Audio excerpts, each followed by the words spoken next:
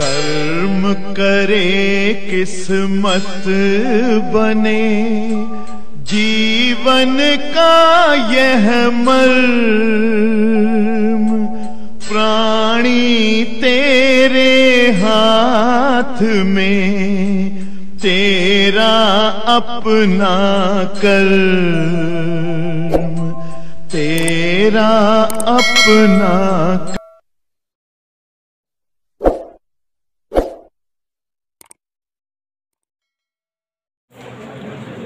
आज से बच्चों अर्धचालक नामक पाठ का रिपीट चलने वाला है।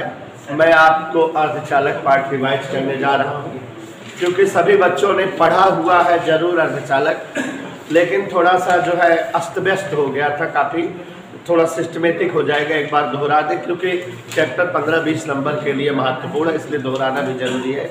ज़्यादा समय नहीं लगेगा, बहुत ज़्यादा 2-3 दिन में दोहरा देंगे। और ध्यान से सुनिएगा, लिखाएंगे नहीं। नोट्स आपके पास उपलब्ध है, घर से जो है देख लीजिएगा। जिसके पास नोट्स ना हो हमसे संपर्क करिएगा, हमारे पास नोट्स है, हम दे देंगे। तो यहाँ देखिए जरा, सभी लोग रिवाइज करा दे रहे हैं अर्धचालक। और अर्धचालक 3 दिन पढ़ाएंगे, केवल 3 दिन प्रत्यावर्ती धारा।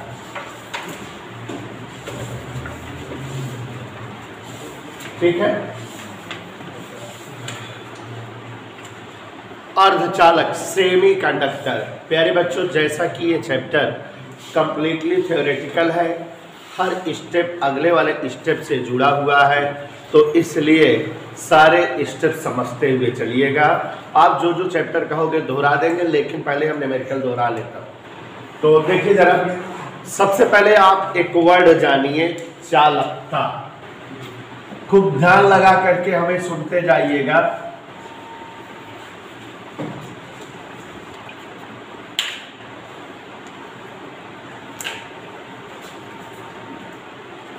चालकता, कंडक्टिविटी।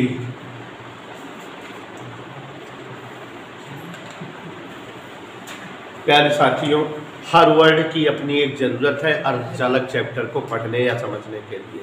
चालकता, कंडक्टिविटी, वैसे इसको अक्षर जी से रिप्रेजेंट करते हैं, और सूत्रवत इसकी परिभाषा देनी हो तो चालकता बराबर 1/, प्रतिरोधकता मीन्स प्रतिरोधकता के गुण का व्युत्क्रम चालकता कहलाती है। लेकिन यहाँ थ्योरेटिकल हम लोग कुछ और समझेंगे कि किसी भी पदार्थ या वस्तु में आवेश को बहने देने का जो गुण होता है, उसी गुण को चालकता कहते हैं। कहने का तात्पर्य यह है बच्चों कि अगर ये कोई वस्तु है और इसमें अगर हम एक किनारे पर आवेश रखें और ये वस्तु उस आवेश को इस किनारे से उस किनारे तक पहुंचने देने के लिए अलाउ करे या परमिशन दे, अनुमति दे, तो इसके इसी प्रॉपर्टी को चालकता कहते हैं। तो वस्तुओं में आवेश को प्रवाहित होने देने का जो गुण होता है, उसी गुण को चालकता कहा जाता है। अब बच्चों, दुनिया में बहुत प्रकार की वस्तुएं होती हैं। लोहा, सोना, चांदी, तांबा, पीतल जैसी ठोस वस्तुएं भी होती हैं। उसी तरह से जल, तेल, दूध, डीजल, मिट्टी का तेल, पेट्रोल की तरह से द्रवित वस्तुएं भी होती हैं। Hydrogen, nitrogen, oxygen, chlorine, bromine, iodine की तरह गैसीय वस्तुएं भी होती हैं। तो जब जो है साइंटिस्टों ने चालकता की प्रॉपर्टी समस्त प्रकार के वस्तुओं में खोजने लगे, तो ये दिखाई दिया कि कुछ वस्तुएं ऐसी होती हैं जो आवेश को बहने देने का गुण बहुत ज़्यादा रखती हैं, लेकिन कुछ वस्तुएं ऐसी भी होती हैं जिनमें आवेश को बहने देने का गुण होता ही नहीं है, और कुछ वस्तुएं ऐसी भी होती हैं जो परिस्थितिवश कभी आवेश को बहने देने का गुण रखती हैं, तो कभी आवेश को बहने देने का गुण नहीं रखती। तो इस तरह से हम ये समझ सकते हैं कि चालकता वस्तुओं में जो होती है वो अलग अलग मात्रा और अलग अलग परिस्थिति वाली होती है, और इस आधार पे चालकता के बेस पर या चालकता के आधार पर साइंटिस्टों ने वस्तुओं को 3 भागों में विभाजित कर दिया। On the basis of conductivity, materials are divided into 3 parts. There are 3 parts of the substances on the basis of conductivity of electricity। तो विद्युत की चालकता के गुण के आधार पर, चालकता की मात्रा के आधार पर दुनिया के सभी पदार्थ 3 भागों में बांट दिए गए और वे तीनों भाग यहाँ ध्यान से देखिए। चालकता के गुण के आधार पर दुनिया में समस्त पदार्थों को 3 भागों में बांट दिया गया। पहला पदार्थ है चालक, दूसरा पदार्थ है अचालक और तीसरा पदार्थ हुआ अर्धचालक। तो प्यारे बच्चों, चालकता के गुण के आधार पर वस्तुएं 3 प्रकार की हो गई, चालक, अचालक और अर्धचालक। चालक से तात्पर्य है कंडक्टर और अचालक को इंसुलेटर या विद्युत रोधी भी कहा जाता है या बैड कंडक्टर अचालक है। और अर्धचालक का मतलब होता है सेमी कंडक्टर। और बच्चों, अब हम चालक, अचालक और अर्धचालक, चूंकि दुनिया के सभी पदार्थ चालकता के गुण के आधार पर 3 प्रकार के हो गए, तो इन्हें देखेंगे और समझेंगे क्या है ये। ध्यान दीजिएगा सारे बच्चे।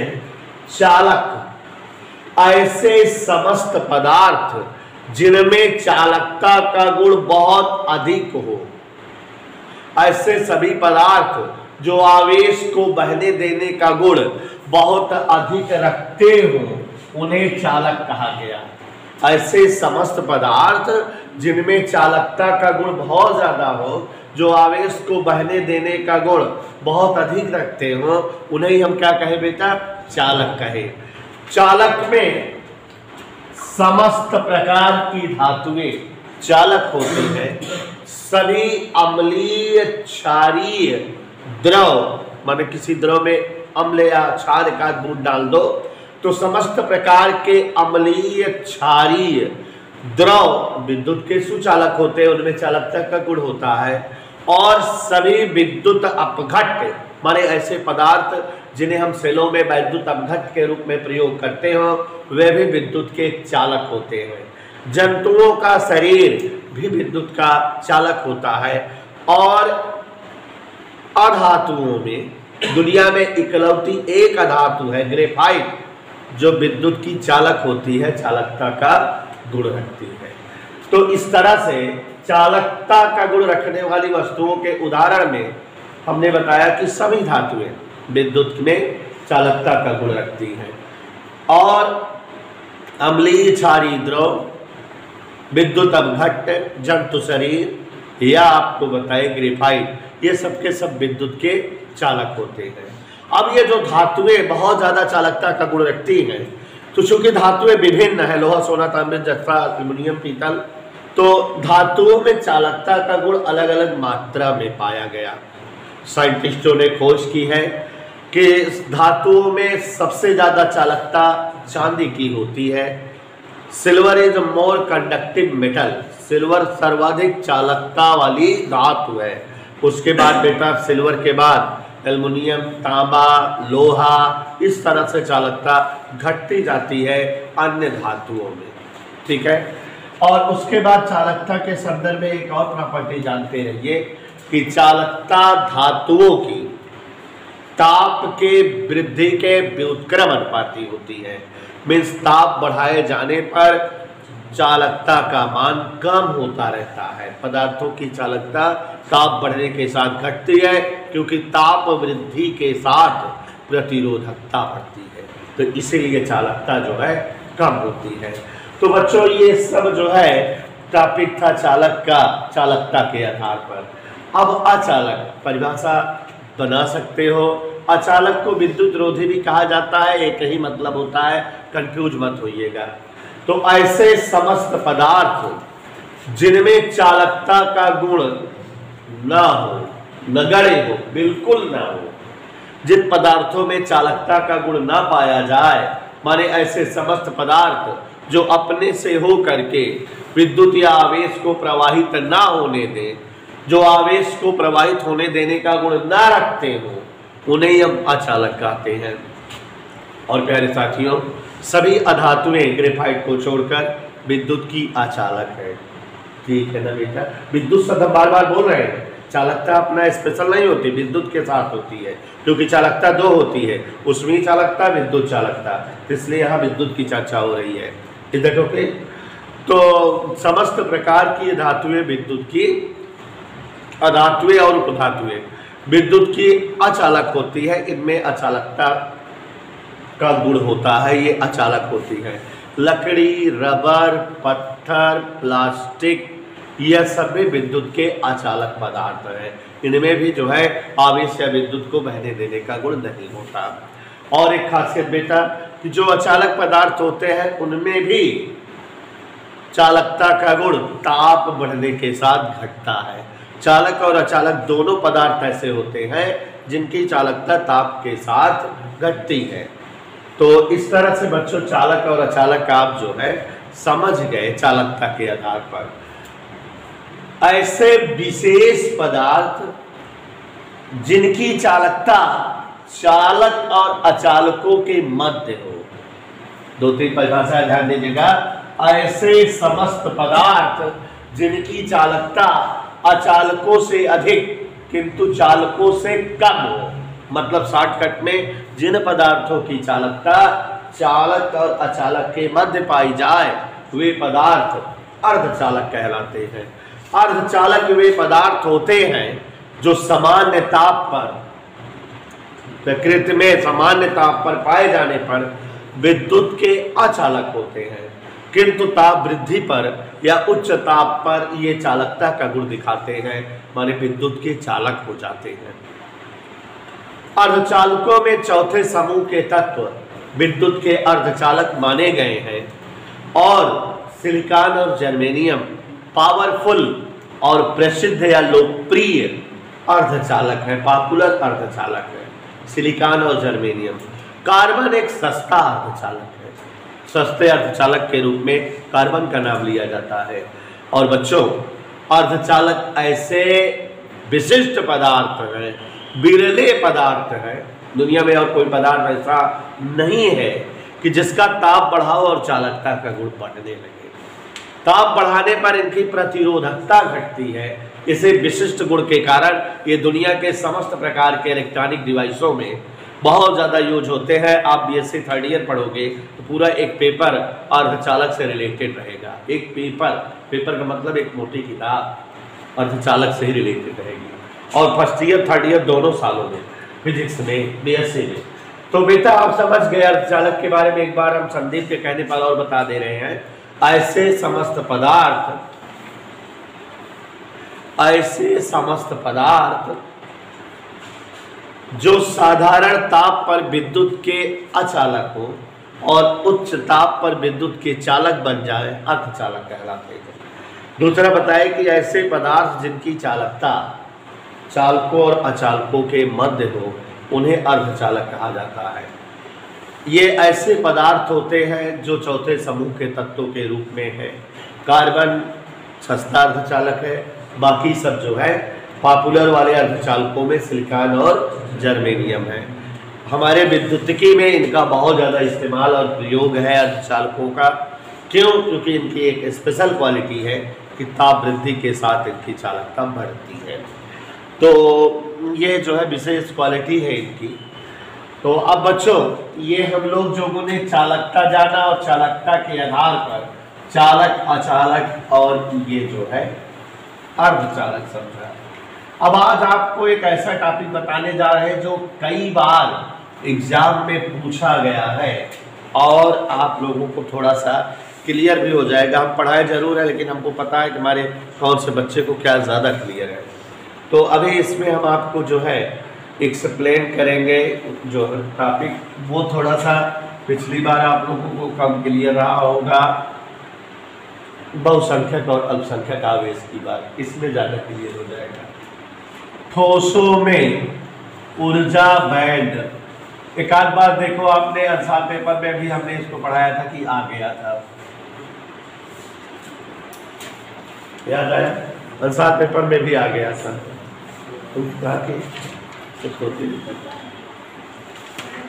ऊर्जा बैंड, प्यारे साथियों ऊर्जा बैंड क्या है? एक्चुअली बेटा हम लोगों ने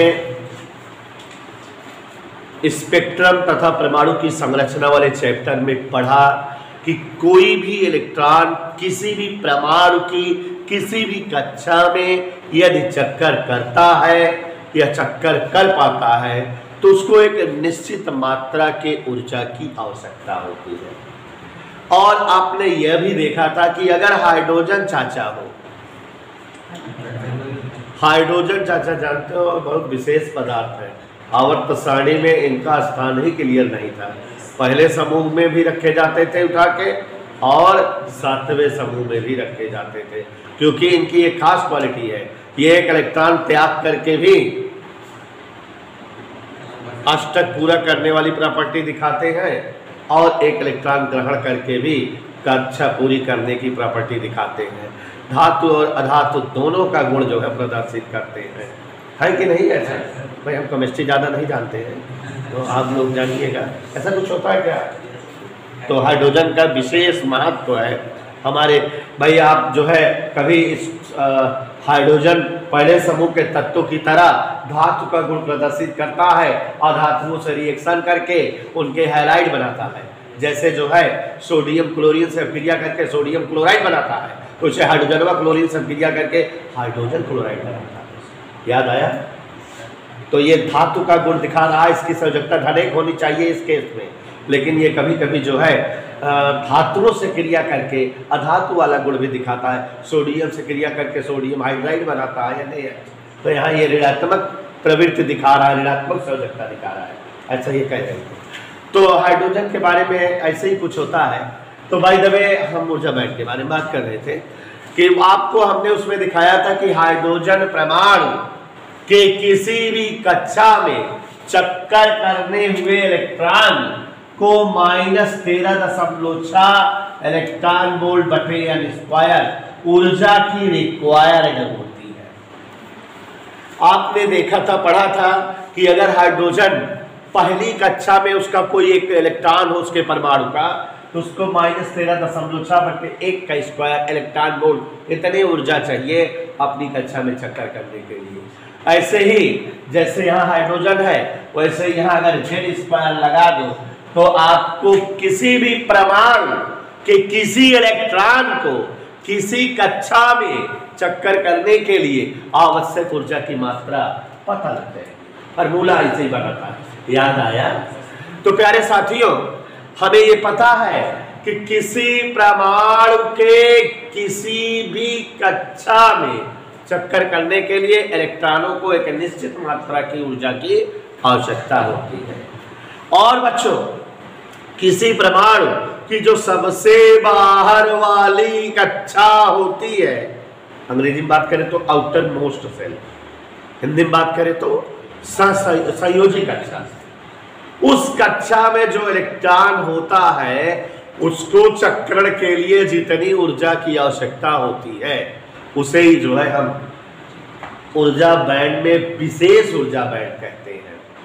तो यहां समझो जरा ऊर्जा बैंड क्या है। इलेक्ट्रॉनों को कक्षाओं में चक्कर हेतु जितनी ऊर्जा की रिक्वायर्ड होती है, आवश्यक ऊर्जा की मात्रा ऊर्जा बैंड कहलाती है।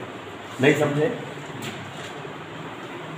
इलेक्ट्रॉनों को परमाणु की कक्षाओं में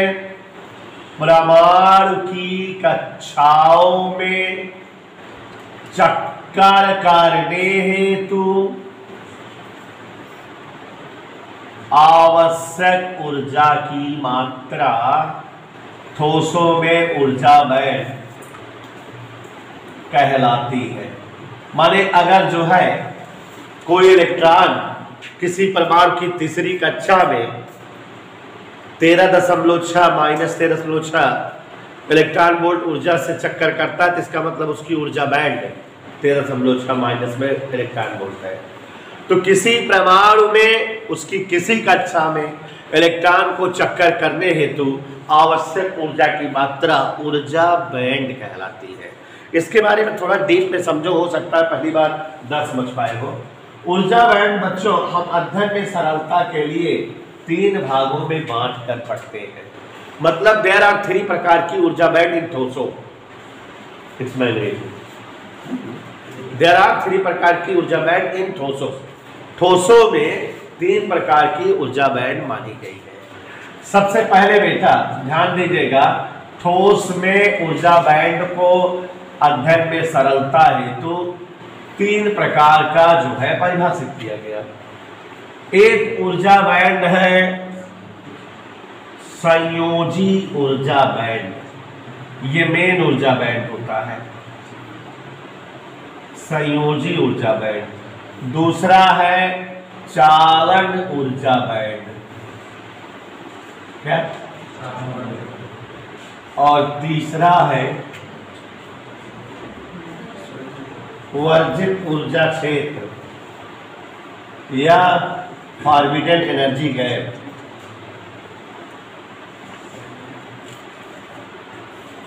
देयर आर 3 प्रकार का ऊर्जा बैंड, संयोजी ऊर्जा बैंड, चालन ऊर्जा बैंड, वर्जित ऊर्जा क्षेत्र या फॉरबिडन एनर्जी गैप। आपको बताना चाहेंगे, ध्यान से सुनिएगा, समझिएगा। वर्जित ऊर्जा, संयोजी ऊर्जा बैंड, चालन ऊर्जा बैंड और वर्जित ऊर्जा क्षेत्र में यहां जो है संयोजी ऊर्जा बैंड को ई सफिक्स वी से लिखा जाता है, वैलेंट एनर्जी बैंड। चालन ऊर्जा बैंड को ई सफिक्स सी, कंडक्टिव एनर्जी बैंड, और वर्जित ऊर्जा क्षेत्र को ई सफिक्स जी से प्रदर्शित करते हैं। ये जानिए क्या है। कोई भी परमाणु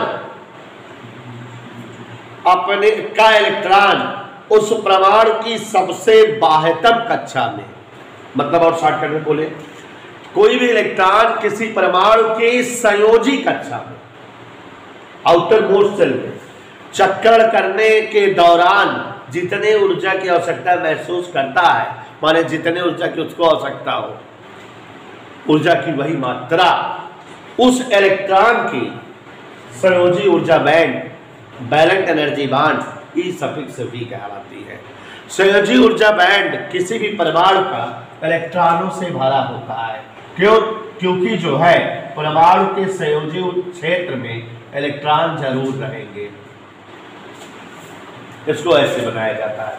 एक बार फिर से, किसी परमाणु की सबसे बाहर वाली कक्षा में, इतना लंबा बोले बजाय क्या कहते हैं, संयोजी कक्षा में, किसी परमाणु की संयोजी कक्षा में चक्कर करने हेतु आवश्यक ऊर्जा की मात्रा संयोजी ऊर्जा बैंड कहलाती है। और संयोजी ऊर्जा बैंड का मान अलग अलग परमाणुओं के लिए अलग अलग होता है। हाइड्रोजन के संयोजी ऊर्जा बैंड का मान कम होता होगा क्योंकि उसमें एक ही कक्षा होती है, तो इसलिए इलेक्ट्रॉन को चक्कर करने के लिए कम ऊर्जा रिक्वायर्ड होती होगी। लेकिन और जो पदार्थ है जिनमें कक्षाएं बढ़ती जाती हैं, तो एकदम अंतिम कक्षा तक जाने के लिए ज्यादा ऊर्जा की रिक्वायर्ड होती होगी, तो संयोजी ऊर्जा बैंड का मान अन्य जो है पदार्थ के परमाणुओं के लिए अधिक हो जाता होगा। समझ आया बेटा? तो किसी परमाणु की सबसे बाह्यतम कक्षा में चक्कर करने हेतु आवश्यक ऊर्जा की मात्रा, या किसी परमाणु के संयोजी कक्षा में चक्कर करने हेतु आवश्यक ऊर्जा की मात्रा संयोजी ऊर्जा बैंड कहलाती है। इसे ई सफिक्स वी से लिखते हैं और यह इलेक्ट्रॉनों से भरा होता है, इसमें इलेक्ट्रॉन्स होते हैं। Is that okay? क्लियर? और बच्चों जानते हो कि जब जो है परमाणु की जो आखिरी कक्षा में चक्कर करता हुआ इलेक्ट्रॉन है, वो उस कक्षा में चक्कर कर रहा, लेकिन उसकी ऊर्जा बढ़ेगा तो परमाणु को कक्षाओं को त्याग करके बाहर हो जाएगा कि नहीं? और जब परमाणु से बाहर हो जाएगा तो फिर वो जो है चालकता का गुण दिखाने लगेगा, क्योंकि वो आवेश वाहक का काम करने लगेगा। उसी को ऊर्जा देने पर वही जो है धारा प्रवाह प्रदर्शित करेगा, चालकता का गुण दिखाएगा। तो जितनी ऊर्जा की मात्रा से कोई भी इलेक्ट्रॉन परमाणु की कक्षा के बाहर हो जाए, ऊर्जा की वह मात्रा चालन ऊर्जा बैंड कहलाती है। और चालन ऊर्जा बैंड पूरी तरह से खाली रहता है। ठीक है, इसमें इलेक्ट्रॉन आते हैं ऊर्जा बढ़ने पर। इधर ओके? और बच्चों किसी परमाणु के लिए संयोजी ऊर्जा बैंड और चालन ऊर्जा बैंड का जो ऊर्जा अंतर होता है उसे हम वर्जित ऊर्जा क्षेत्र या एनर्जी गैप कहते हैं, forbidden energy gap. Is that clear बच्चों? माने अगर जो है किसी इलेक्ट्रॉन को 12 जूल एनर्जी चाहिए उसकी संयोजक कक्षा में चक्कर करने के लिए, तो माने उसकी जो है संयोजी ऊर्जा बैंड की मात्रा 12 जूल है। और अगर कोई इलेक्ट्रॉन उस परमाणु से बाहर निकल जाता है, चालकता गुण दिखाता है 16 जूल ऊर्जा पर, तो इसका मतलब उसकी चालन ऊर्जा बैंड 16 जूल है। तो उस परमाणु की चालन ऊर्जा बैंड 16 जूल है क्योंकि वो 16 जूल ऊर्जा पाने पर चालकता दिखाने लगता है। और उसी परमाणु की, उसी परमाणु के संयोजक कक्षा में रहने के लिए उसको 12 जूल की ऊर्जा की आवश्यकता है, माने उसकी संयोजी ऊर्जा बैंड 12 जूल है। तो दोनों कक्षाओं या दोनों ऊर्जा बैंडों का अंतर 4 जूल, तो मतलब 4 जूल ऊर्जा वर्जित ऊर्जा क्षेत्र हुआ। अगर संयोजी ऊर्जा बैंड के इलेक्ट्रॉन की ऊर्जा 4 जूल बढ़ जाए तो वह जो है संयोजी ऊर्जा बैंड को क्रॉस करके चालन ऊर्जा बैंड में आ जाएगा, चालकता का गुण दिखाने लगेगा। तो दो तरह से परिभाषा वर्जित ऊर्जा क्षेत्र की दी जा सकती है, संयोजी ऊर्जा बैंड और चालन ऊर्जा बैंड के ऊर्जा अंतर का मान ही वर्जित ऊर्जा क्षेत्र कहलाता है। या संयोजी ऊर्जा बैंड से चालन ऊर्जा बैंड तक पहुंचने के लिए रिक्वायर्ड ऊर्जा की मात्रा वर्जित ऊर्जा क्षेत्र की चौड़ाई या वर्जित ऊर्जा क्षेत्र कहलाती है। आप देख रहे हो वर्जित ऊर्जा क्षेत्र को Eg से और चालन ऊर्जा बैंड को E सफिक्स C से और संयोजी ऊर्जा बैंड को E सफिक्स B से व्यक्त किया जाता है। और प्यारे बच्चों, ठोसों में ऊर्जा बैंड 5 नंबर का क्वेश्चन अंसाल में भी पाए थे, आया हुआ था। अब ऊर्जा बैंड के आधार पर पदार्थों का वर्गीकरण। ऊर्जा बैंड जो ये आपने सीखा, इसके आधार पर पदार्थों का वर्गीकरण। तो ऊर्जा बैंड के आधार पर प्यारे साथियों देयर आर 3 टाइप के पदार्थ। हाउ मेनी पदार्थ? 3 टाइप के। ऊर्जा बैंड के आधार पर देयर आर 3 प्रकार के पदार्थ। कुछ पदार्थ देखा गया साइंटिस्टों के हिसाब से ऐसे थे कि जिनके चालन ऊर्जा बैंड की चौड़ाई और संयोजी ऊर्जा बैंड की चौड़ाई लगभग समान थी और वर्जित ऊर्जा क्षेत्र की चौड़ाई कम थी।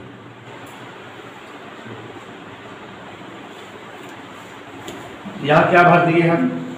लिखा। ये क्या हो गया हमसे पूछो?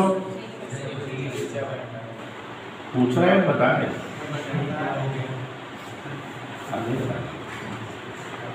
ये क्या है? Energy gap. ये क्या है? पक्का। तो ऐसे कुछ पदार्थ दिखे, ऐसे कुछ पदार्थ दिखे जिनके चालन ऊर्जा बैंड और संयोजी ऊर्जा बैंड की चौड़ाई लगभग समान थी और वर्जित ऊर्जा क्षेत्र की चौड़ाई बहुत कम थी। तो इस पदार्थ में संयोजी ऊर्जा बैंड के जो इलेक्ट्रॉन थे उनकी ऊर्जा थोड़ी बहुत बढ़ जाती थी। तो जब उनकी ऊर्जा वर्जित ऊर्जा क्षेत्र की चौड़ाई के बराबर हो जाती थी तो उसको क्रॉस करके चालन ऊर्जा बैंड में आ जाते थे, चालकता गुण दिखाने लगते थे और ऐसे पदार्थ विद्युत के चालक पदार्थ कहलाए। यस पालना समझे? ऐसे समस्त पदार्थ जिनमें चालन ऊर्जा बैंड और संयोजी ऊर्जा बैंड की चौड़ाई लगभग समान हो, चालन ऊर्जा बैंड और संयोजी ऊर्जा बैंड की चौड़ाई लगभग समान हो, वर्जित ऊर्जा क्षेत्र की चौड़ाई बहुत कम हो, तो इस तरह के पदार्थों में संयोजी ऊर्जा बैंड के इलेक्ट्रॉनों को थोड़ी बहुत ऊर्जा मिलने पर यदि उनकी ऊर्जा वर्जित ऊर्जा क्षेत्र की चौड़ाई से अधिक हो जाए तो वे वर्जित ऊर्जा क्षेत्र को क्रॉस करके चालन ऊर्जा बैंड ले आ जाते हैं, चालकता गुण दिखाने लगते हैं आसानी से और वंशवा ऐसे पदार्थ विद्युत के बोल दे चालक कहलाते हैं। ऐसे पदार्थ क्या कहलाते हैं? दूसरे ऐसे भी पदार्थ थे ऊर्जा बैंड के आधार पर जिनमें चालकता या चालन ऊर्जा बैंड की चौड़ाई बहुत ज्यादा थी और संयोजी ऊर्जा बैंड की चौड़ाई उसकी अपेक्षा कम। और वर्जित ऊर्जा क्षेत्र की चौड़ाई बहुत ज्यादा थी। तो कुछ पदार्थ ऐसे भी पाए गए जिनमें चालन ऊर्जा बैंड की जो है चौड़ाई बहुत ज्यादा थी संयोजी ऊर्जा बैंड की अपेक्षा। वर्जित ऊर्जा क्षेत्र की भी चौड़ाई अधिकतम थी। तो यहाँ संयोजी ऊर्जा बैंड के इलेक्ट्रॉनों की ऊर्जा कभी उतनी नहीं बढ़ पाती जितना कि ये वर्जित ऊर्जा क्षेत्र की चौड़ाई है, और इस कारण संयोजी ऊर्जा बैंड के इलेक्ट्रॉन इस तरह के पदार्थों में वर्जित ऊर्जा क्षेत्र को क्रॉस करके चालन ऊर्जा बैंड में नहीं आ पाते, चालकता को नहीं दिखा पाते। ऐसे पदार्थ विद्युत के अचालक पदार्थ कहलाए। ओके ओके, मतलब ऑल करेक्ट। तो ऐसे भी कुछ पदार्थ ऊर्जा बैंड के आधार पे थे कि जिनमें जो है वर्जित ऊर्जा क्षेत्र की चौड़ाई चालक और अचालक के मध्य थी। माने कुछ ऐसे भी पदार्थ थे जिनमें वर्जित ऊर्जा क्षेत्र की चौड़ाई चालकों से अधिक और अचालकों से कम था। मारे अमन के बदमाश, ये चालन ऊर्जा बैंड, ये वर्जित ऊर्जा क्षेत्र,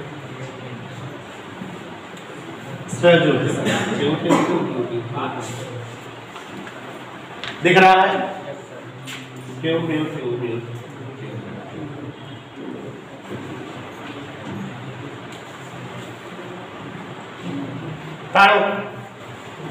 काट लिया। ऐसे पदार्थ जिनमें वर्जित ऊर्जा क्षेत्र की चौड़ाई तड़ो चालकों से अधिक, इसमें से ज्यादा है कि नहीं? अचालकों से कम, इससे कम है कि नहीं? माने ऐसे पदार्थ जिनमें वर्जित ऊर्जा क्षेत्र की चौड़ाई चालक और अचालक के मध्य, ऐसे पदार्थ अर्धचालक पदार्थ कहलाए। ऐसे पदार्थ अर्धचालक पदार्थ कहलाए। और अगर इस तरह के पदार्थों में बाहर से गर्म करके संयोजी ऊर्जा बैंड के इलेक्ट्रॉनों को ऊर्जा दे दी जाए तो संयोजी ऊर्जा बैंड के इलेक्ट्रॉनों की ऊर्जा बढ़ती है और उनकी ऊर्जा बढ़ के एनर्जी गैप से अधिक हो जाती है, और वे जो है संयोजी ऊर्जा बैंड से चालन ऊर्जा बैंड में चले जावे हैं, चालकता गुण दिखलावे हैं, और इसलिए उच्च ताप पे देयर कार्ड अर्धचालक। ओके, तो ये ऊर्जा बैंड के आधार पे चालक, अचालक और अर्धचालक। यहाँ एक 5 नंबर का क्वेश्चन आपको तैयार हो गया। और बच्चों थोड़ा सा जान लीजिए, बेइज्जती पसंद बात है। होल या कोटर क्या होगा? मस्त का पिता बता दीजिए, ध्यान से समझो। और अब एकदम रट उठना चाहिए। थोड़ा सा आपकी भी जरूरत है, घर जा करके रिपीट मार देना। वैसे मेरा प्रयास है कि 2-3 दिन में खत्म हो जाए। हो सकता है बृहस्पतिवार तक इसका समापन हो जाए, क्योंकि शुरुआत में टाइम लेता है। एक ही चित्र में 2 बन जाते हैं। तो गौर फरमाइएगा आप लोगों को थोड़ा सा। होल या कोटर अभिधारणा क्या बेटा? चलिए, अवनीश के कहने पर हम आपको दिखा रहे हैं ऊर्जा बैंड की शकल अर्धचालक की।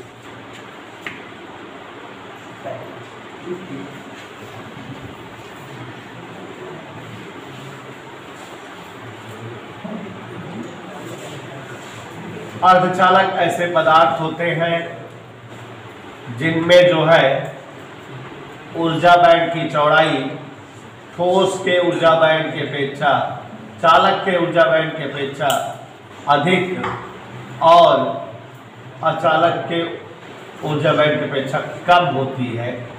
ऐसे जो है ऊर्जा बैंड की सकल सूरत वाले पदार्थ अर्धचालक कहलाते हैं।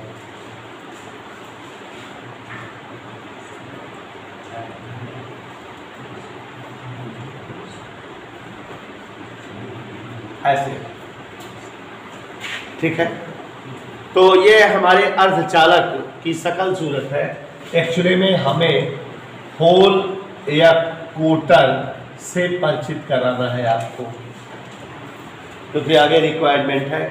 और फिर उसके बाद आपको जो है अल्पसंख्यक majority charge carrier, minority charge carrier. Okay, ध्यान दीजिएगा, हमसे जय बात तय बात पढ़ा आना चाहिए, गौर फरमाइएगा।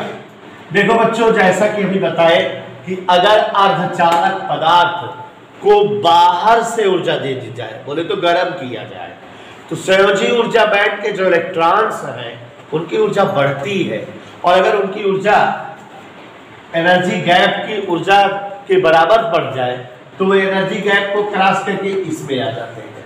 यही तो होता है।